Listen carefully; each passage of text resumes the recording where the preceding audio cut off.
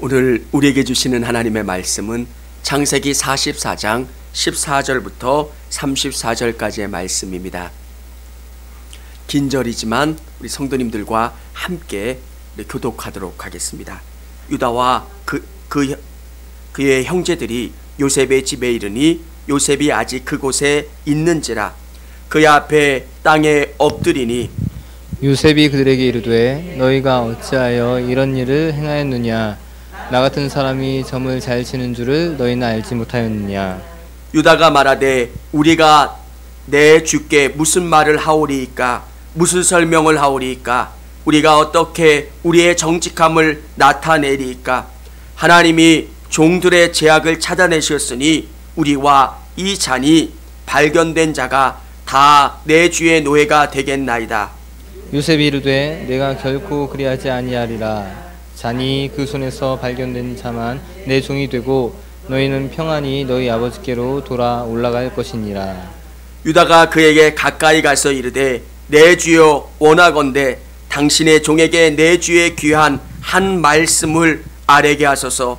주의 종에게 노하지 마소서. 주는 바로와 같으심이니이다. 이전에 내 주께서 종들에게 물으시되 너희는 아버지가 있느냐 아우가 있느냐 하시기에 우리가 내 주께 아뢰되 우리에게 아버지가 있으니 노인이요 또 그가 노년에 얻은 아들 청년이 있으니 그의 형은 죽고 그의 어머니가 남긴 것은 그뿐이므로 그의 아버지가 그를 사랑하나이다 하였더라. 주께서 또 종들에게 이르시되 그를 내게로 데리고 내려와서 내가 그를 보게 하라 하시기로 우리가 내 주께 말씀드리기를 그 아이는 그의 아버지를 떠나지 못할지니 떠나면 그의 아버지가 죽겠나이다.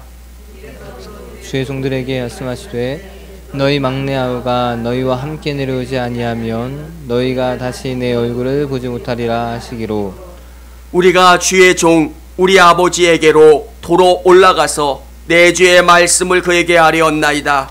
그 후에 우리 아버지가 다시 가서 곡물을 조금 사오라 하시기로 우리가 이르되 우리가 내려갈 수 없나이다. 우리 막내 아우와 함께 가면 내려가려니와 막내 아우가 우리와 함께 가지 아니하면 그 사람의 얼굴을 볼 수 없음이니이다. 주의 종 우리 아버지가 우리에게 이르되 너희도 알거니와 내 아내가 내게 두 아들을 낳았으나 하나는 내게서 나갔으므로 내가 말하기를 틀림없이 찢겨 죽었다 하고 내가 지금까지 그를 보지 못하거늘 너희가 이 아이도 내게서 데려가려 하니 만일 재해가 그 몸에 미치면 나의 흰 머리를 슬퍼하며 수올로 내려가게 하리라 하니 아버지의 생명과 아이의 생명이 서로 하나로 묶여 있거늘 이제 내가 주의 종 우리 아버지에게 돌아갈 때 아이가 우리와 함께 가지 아니하면 아버지가 아이의 없음을 보고 죽으리니 이같이 되면 종들이 주의 종 우리 아버지가 흰 머리로 슬퍼하며 수올로 내려가게 함이니이다. 주의 종이 내 아버지에게 아이를 담보하기를 내가 이를 아버지께로 데리고 돌아오지 아니하면 영영이 아버지께 죄짐을 지리이다 하였사오니 이제 주의 종으로 그 아이를 대신하여 머물러 있어 내 주의 종이 되게 하시고 그 아이는 그의 형제들과 함께 올려 보내소서. 같이 읽겠습니다. 그 아이가 나와 함께 가지 아니하면 내가 어찌 내 아버지에게로 올라갈 수 있으리이까. 두렵건대 제가 내 아버지에게 미침을 보리이다. 아멘. 할렐루야. 우리 옆에 계신 분들 우리 얼굴 한번 좀 봤으면 좋겠습니다. 너무 반가우시죠? 그러니까 이게 코로나가 다 나쁜 것만은 아닌 것 같아요. 사람을 되게 이렇게 뭐라고 할까요? 간절하게, 애틋하게 또 사랑할 수 있게 되고 바라볼 수 있게 되고 기다려지게 하는 거. 또 영상으로 예배드리는 우리 성도님들 한 분 한 분 아멘 아멘 하면서 올라오는데 그분들 얼굴들이 기억나고 또 이렇게 반갑다 보고 싶다 이런 생각이 듭니다. 오늘 설교 제목이 공동체의 회복입니다. 하나님께서 유다를 사용하셔서 깨어졌던 야곱의 집을 회복하시고 다시 구원시켜 가시는 하나님의 작업들을 볼 수가 있게 됩니다. 사랑하는 여러분, 여러분 한 분 한 분이 별것 아니라고 생각이 들 때가 있습니다. 이 태평양 같은 넓은 세상에 나 하나가 어떻게 한들 뭐 달라질 게 있을까? 우리 교회의 수많은 사람들 중에 내가 한다고 뭐가 달라질까? 여러분 그런 생각하시죠? 이 땅에 수많은 교회가 있는데 청주교회가 뭐가 바뀐다고 해서 뭐가 달라질까? 근데 저는 이런 확신이 있습니다. 수백 개의 자석이 가득 찬 벽판에서 자석 하나를 빼면 그 수많은 자석들이 조금씩 움직여요. 서로 힘을 밀고 당기고 어느 정도 형성되어 있던 힘의 균형이 하나를 빼면 전체적으로 움직이는 것처럼 하나님께서 한 사람을 통해서 하나의 교회를 통해서 일하시고 행하심을 저는 확실히 믿고 성경은 우리에게 그것을 가르쳐주고 있다는 겁니다. 야곱에게 12명의 아들이 있었습니다. 그런데 요셉은 미움을 받았어요. 그래서 그 형들이 요셉을 팔아버립니다. 요셉에게도 너무너무 힘든 기간이었습니다. 하나님이 요셉을 통하여 일하셨고 요셉을 총리로 만드셨고 그 요셉을 통해서 애굽과 온 땅을 구원하시는 하나님의 계획이 있었지만 요셉 자신에게도 너무 어렵고 힘든 경험이었다라고 하는 것, 하나님이 요셉이 팔려감으로 말미암아 깨지고 상처난 이 가정 공동체를 어떻게 회복시켜 주시는가. 여러분 오늘 이 유다의 이야기를 통해서 어떻게 하나님이 일하시는가를 경험하는 것처럼 저는 한 분 한 분이 다 유다와 같은 믿음의 사람들이 되기를 원합니다. 하나님께서 상처나고 깨어져 있는 그 공동체를 한 사람을 통해서 치료하시고 회복시켜 나가시는 것처럼 저는 우리 성도님들이 그런 한 사람이 되기를 원합니다. 여러분, 왜 요셉은 없어지지도 않았던 은잔을 없어졌노라고 이야기하면서 유다를 코너로 몰까? 하나님이 귀하게 말씀하시려고 하는 귀한 뜻이 있습니다. 오늘 우리가 함께 드리는 이 교회 공동체, 또 우리가 기도해야 되는 한국교회를 위해서 여러분 기도하셨으면 좋겠습니다. 정말 우리가 변화되고 우리가 최선을 다해서 나갈 때 하나님께서 일하시고 행하시는 귀한 은혜를 경험하게 될 겁니다. 어떻게 유다를 통해서 공동체를 회복시켜 나가셨는지, 오늘 여러분을 통해서 어떻게 일하실지 우리 같이 나누어 보기를 원합니다. 첫 번째는 자신의 죄인됨을 인정해야 합니다. 자신이 죄인이라고 하는 것. 오늘 이 스토리가 어떻게 진행되냐면 이들이 먹을 양식이 없습니다. 7년의 풍년을 경험하고 7년의 흉년을 경험할 때 이들의 먹을 것이 다 떨어져 애굽에 쌀을 구하러 갑니다. 양식을 구하러 갈 때 이들은 첩자로 오인을 받습니다. 그래서 어쩔 수 없이 시므온을 맡기고 양식을 구해옵니다. 그런데 요셉이 뭐라고 이야기하냐면 다음에 올 때는 너의 막내 동생을 데리고 와야지, 이 동생도 구해주고 양식도 줄 거다, 이렇게 이야기합니다. 아버지에게 있어서 베냐민은 생명과 같은 아들입니다. 그런데 아버지를 잘 설득합니다.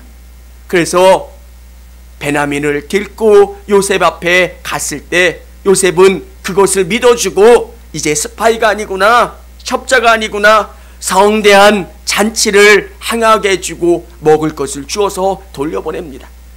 그들은 여기까지 온 것을 잘했다, 우리가 판단을 잘해서 여기까지 잘 됐어, 기쁜 마음으로 가는데 그만 청지기가 와서 너희가 어떻게 요셉의 은잔을 훔쳐갔느냐?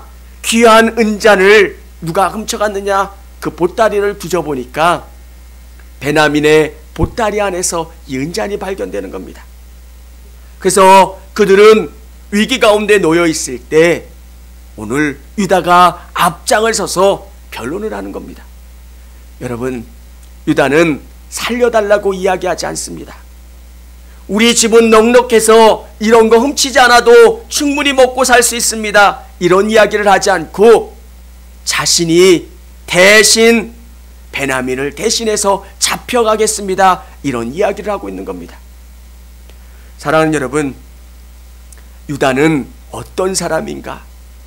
유다는 원래 이렇게 마음씨가 좋은 사람이 아닙니다. 유다를 알면 알수록 이런 사람이 있을까 생각이 들 만큼 죄된 사람이었고 하나님이 쓰시기에 부정한 사람입니다. 그는 일찍 가나안 땅으로 넘어가서 가나안 사람들과 함께 살았고 교류하면서 가나안 여인 수아와 결혼했습니다. 그래서 엘, 오난, 셀라를 낳았습니다. 정말 하나님을 버리고 세상 가운데 살아갔던 사람이 유다입니다. 그런데 그는 어쩔 수 없이 다말과 며느리와 부적절한 관계를 통해서 아이를 낳습니다. 그 과정을 통해서 자기가 얼마나 부족한 사람인지, 하나님 앞에 죄인인지를 깨닫고 자기 자신을 돌아볼 수 있게 되었다는 것. 사랑하는 여러분, 우리 교회 공동체가 하나 될 수 있는 가장 우선된 방법은 자기 자신을 돌아볼 수 있어야 합니다. 하나님, 나는 부족한 사람입니다. 하나님, 나는 연약한 사람입니다. 하나님이 힘주시지 않으면 나는 하루도 살 수 없는 부족한 인생입니다. 그것을 알고 깨닫는 것. 여러분, 이 안에 있어도 누구도 내 능력과 내 지혜와 내 선함으로 하나님 앞에 자랑할 수 있는 사람은 아무도 없습니다. 여러분이 매일 기도를 한다고 한들 하나님은 그것 때문에 여러분을 구원하시는 게 아닙니다. 여러분이 여러분의 전 재산을 하나님 앞에 드린다고 한들 그것 때문에 구원받는 게 아니라 예수 그리스도의 은혜와 공로로 구원받는 겁니다. 그래서 우리는 항상 예수님 앞에 나와도 부족합니다, 연약합니다. 그래서 누군가를 정죄할 때 그의 삶을 보면서 정죄하고 판단하는 게 아니라 나도 구원해 주신 예수님이 저 사람도 품어주실 거고 사랑해 주실 거라고 하는 마음. 저는 믿음이 뭡니까? 라고 여러분이 물으신다면 다른 누군가를 많이 품을 수 있는 마음이 믿음이라고 생각합니다. 예수님이 나를 사랑하셨으니까 내가 그 마음으로 누군가를 사랑하는 것, 예수님을 믿기 때문에 더 큰 넓은 마음으로 다른 사람을 바라볼 수 있는 것, 그게 믿음이고요, 그게 하나님을 신뢰하는 겁니다. 우리 안에 자꾸 누군가를 판단할 때가 너무 많이 있습니다.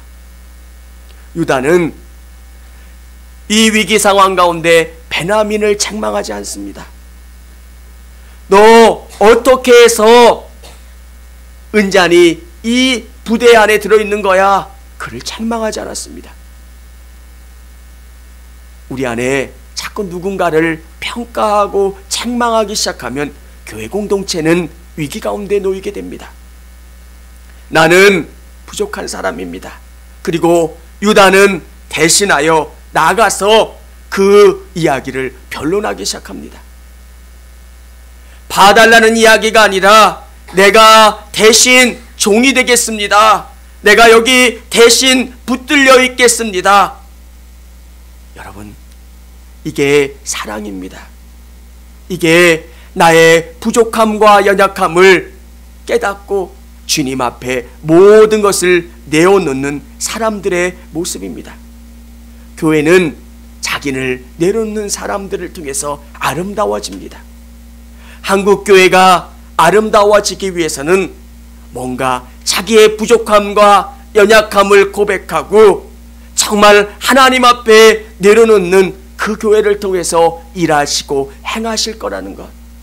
저는 우리 성도님 한 분 한 분이 여러분 자신을 의지하는 것이 아니라 그리스도를 의지함으로 말미암아 새 힘을 얻고 그리고 누군가를 사랑할 수 있는 저와 우리 성도님들이 되시기를 바랍니다.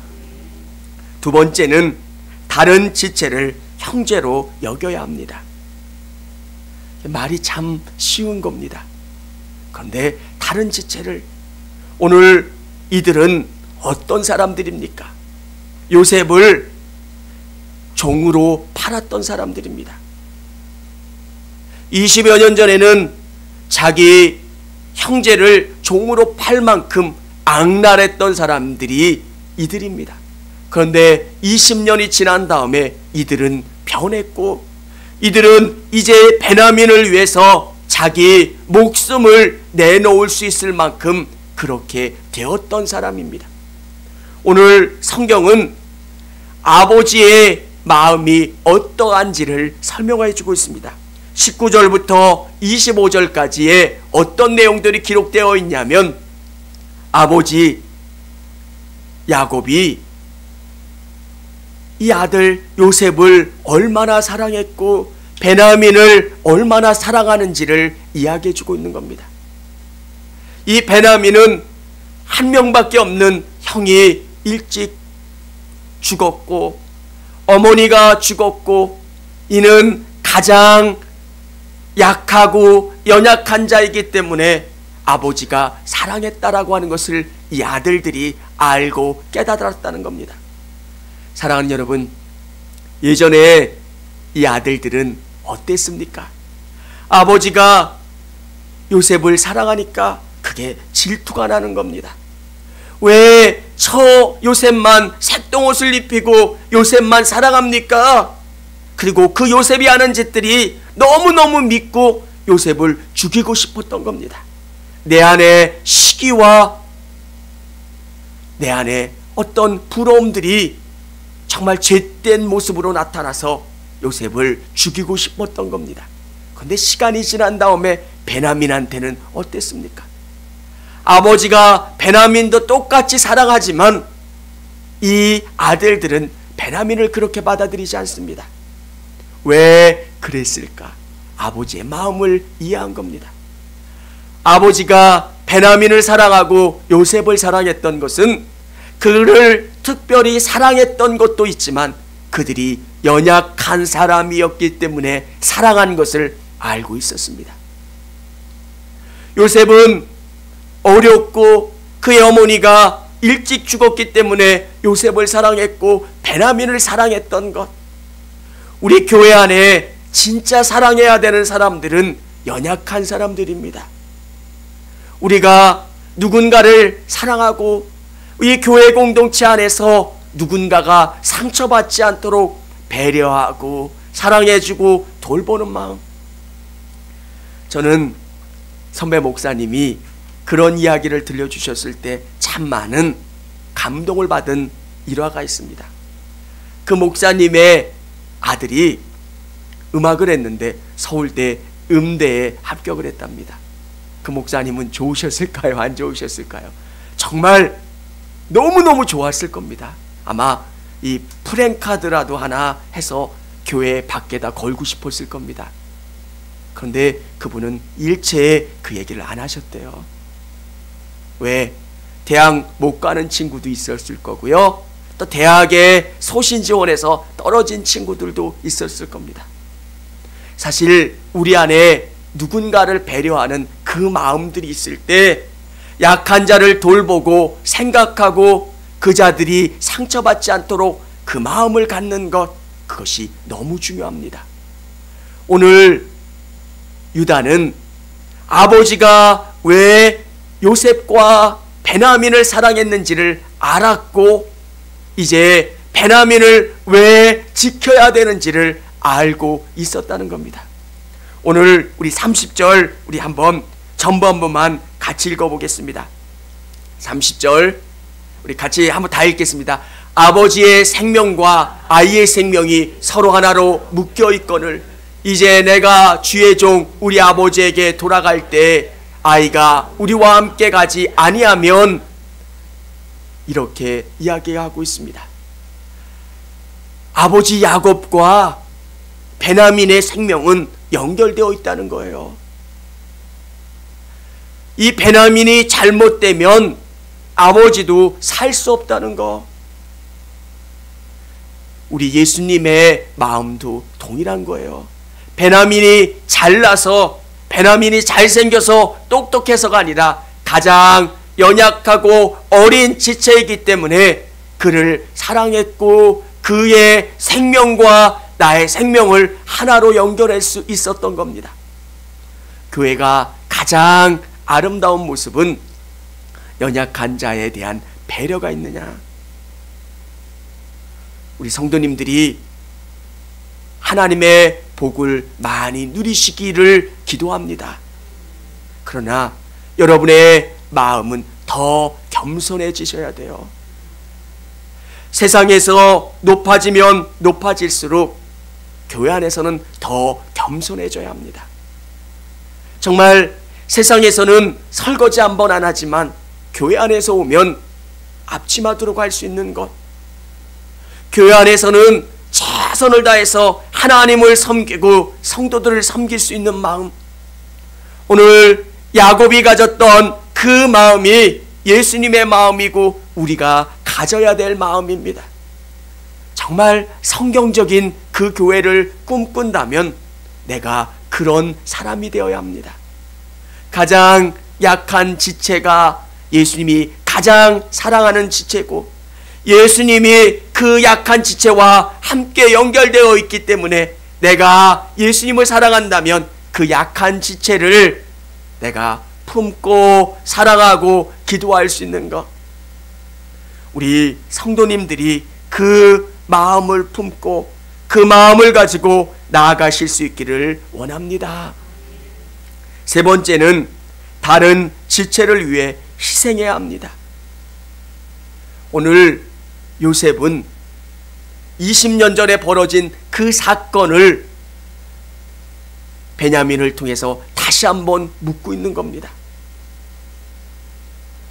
20년이 지났지만 형들이 어떻게 바뀌었느냐? 하나님이 고난 주셔서 하나님이 자기에 대한 사명을 가지시고 오늘 이곳까지 왔고 자기가 이 일을 감당했지만 형들은 어떻게 바뀌었냐는 겁니다. 자기를 내다 팔고 자기가 죽은 다음에 이 가정들은 어떻게 되었는가? 여러분, 우리 안에 요셉이 없어졌을 때 형들이 느끼는 게 있어야 합니다. 자기가 동생을 팔았을 때 자기들은 아무것도 아니라고 생각하고 동생을 물 없는 웅덩이에 빠뜨렸다가 애굽의 상인들에게 팔았던 그 일이 아버지에게 얼마나 큰 죄가 됐고 우리 가정을 이렇게 파괴시켰고 우리 안에 씻을 수 없는 상처를 가져주었다라고 하는 것을 깨닫고 그들이 삶이 달라지고 다른 삶을 살았더라면 요셉은 이들과 화해할 수 있는 거고요, 하나가 될 수 있는 겁니다. 여러분 안에도 동일한 겁니다. 예수님이 여러분을 위해서 십자가에 죽으셨습니다. 믿으십니까? 여러분이 특별나서 예수님이 여러분을 위해서 죽으신 게 아닙니다. 세상에 보면 자기의 전 재산을 가난한 자들에게 나눠줄 수 있을 만큼 그렇게 선한 사람들도 많습니다. 그런데 아직도 죄의 문제 가운데 싸우고 있는 나를 구원하시고 나를 위해서 십자가에 두으신 그 예수님 때문에 나의 삶은 달라지게 된 겁니다. 내 거만 보였던 내가 이제 다른 누군가를 보고 다른 누군가를 위해서 내 삶의 것들을 희생하고 또 그를 사랑하고 그를 돌볼 수 있는 마음. 유다는 너무너무 이기적이었던 사람입니다. 그런데 유다의 마음속에 요셉이 죽은 다음에, 요셉을 잃은 다음에 유다의 마음속에 중요한 것을 깨닫고 이제 베냐민만은 잃으면 안 되겠다라는 그 마음을 갖고 베냐민 대신 내가 죽겠다는 것, 베냐민 대신 내가 종이 되겠다라고 하는 것을 고백하게 됩니다. 우리 33절 우리 한번 같이 읽어보겠습니다. 우리 같이 읽겠습니다. 시작.